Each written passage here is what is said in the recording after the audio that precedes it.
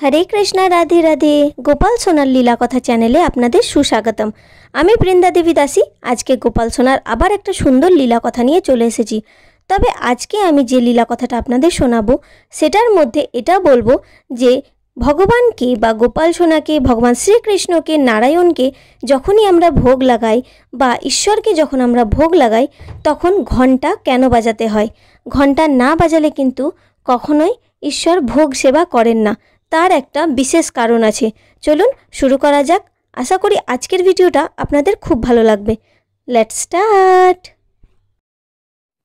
ভিডিওটি দেখার আগে আমাদের চ্যানেলকে সাবস্ক্রাইব অবশ্যই করুন এবং তার পাশে যে বেল আইকন আছে তাতেও ক্লিক করুন আমাদের পরবর্তী ভিডিও দেখার জন্য এবং আমাদের সঙ্গে থাকার জন্য।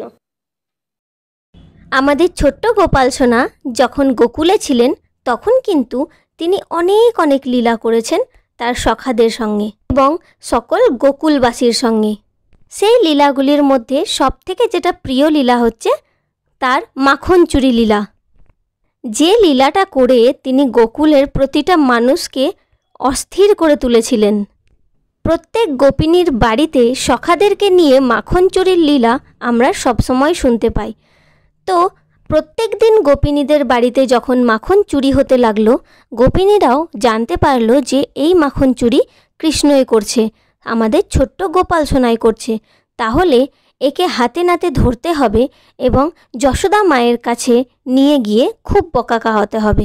তাহলে আর হয়তো পরে থেকে এ আর এই রকম বদমাশিটা করবে না। তাই একদিন গোপাল সোনাকে হাতে নাতে ধরার জন্য এক গোপিনী মাখনের হাঁড়িতে একটা ঘণ্টা বেঁধে রেখে দিলেন। তিনি ভাবলেন আজকে যখন গোপাল আসবে এবং এই হাঁড়ির মাখন খুলতে যাবে তখন এই ঘণ্টাটা বেজে উঠবে আর ঠিক সেই সময়ে আমি গোপালকে ধরে নিব। এই ভেবে সে ঘণ্টাটা বেঁধে দিল এবং সকল সখাকে নিয়ে যখন গোপাল সোনা মাখন চুরি করতে এলেন তখন তিনি দেখলেন যে হাঁড়িতে ঘণ্টা বাঁধা। আর সেই ঘণ্টা বাঁধা দেখে তিনি খুব ভালোভাবে বুঝে গেলেন যে এই ঘণ্টাটা তাকে ধরার জন্যই বাঁধা হয়েছে।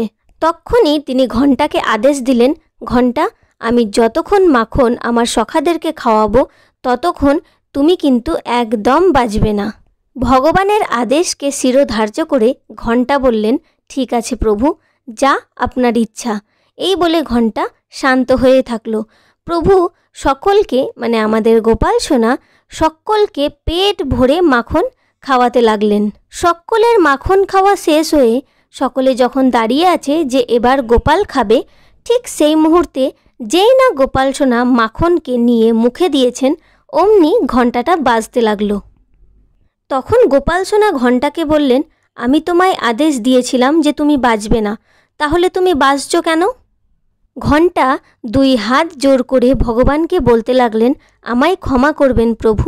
শাস্ত্রে বলা হয়েছে যখন নারায়ণকে ভোগ নিবেদন করা হয় তখন ঘণ্টা বাজাতেই হবে। ঘণ্টা ছাড়া নারায়ণ কখনোই ভোগ সেবা করেন না। তাই আপনি যখন ভোগ সেবা করছেন তখনও যদি আমি শান্ত হয়ে থাকি তাহলে সেই ভোগটা আপনাকে অর্পণ করা হবে না, তাই আমি বেজে উঠলাম। তাই শাস্ত্র মত অনুযায়ী যখন আমরা নারায়ণকে ভোগ লাগাই বা ভগবান শ্রীকৃষ্ণকে ভোগ লাগাই বা নারায়ণের যে কোনো অবতারকেই আমরা ভোগ লাগাই না কেন আমাদের ঘণ্টা বাজাতেই হবে। ঘণ্টা না বাজালে কিন্তু ঈশ্বর কখনোই ভোগ সেবা করেন না। তাই এবার থেকে যখনই আপনি ভগবানকে ভোগ নিবেদন করবেন তখন ঘণ্টা অবশ্যই বাজাবেন। যদি ঘণ্টা না থাকে তাহলে আপনি হাতে তালি দিয়ে ভোগ নিবেদন করবেন। এবার আপনারা বলুন তো আজকের এই অজানা তথ্যটা আপনাদের কেমন লাগলো আর গোপাল সোনার এই সুন্দর লীলাটা আপনাদের কেমন লাগলো? যদি ভালো লেগে থাকে, হৃদয়কে স্পর্শ করে থাকে, তাহলে অবশ্যই ভিডিওটা বেশি বেশি করে শেয়ার করে দিন, কারণ সকলকেই জানতে হবে এই অজানা তথ্যগুলো, অজানা কথাগুলো। তবেই কিন্তু আমরা একটু একটু করে ভক্তির পথে এগিয়ে যেতে পারবো এবং ভগবানের সেবা সম্পর্কে অনেক কিছু জ্ঞান অর্জন করতে পারবো। এরপর আপনি যদি আমার চ্যানেলে নতুন হয়ে থাকেন তাহলে আমার চ্যানেলটিকে সাবস্ক্রাইব করে নিন এবং বেল আইকনটাও প্রেস করে নিন, কারণ এরকমই নতুন নতুন সুন্দর সুন্দর ভিডিও দেখার জন্য।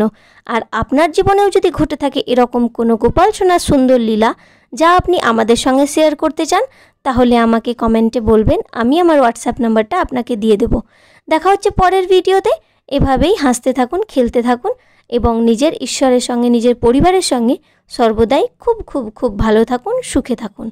হরে Krishna, Radhe Radhe. Thank you for watching.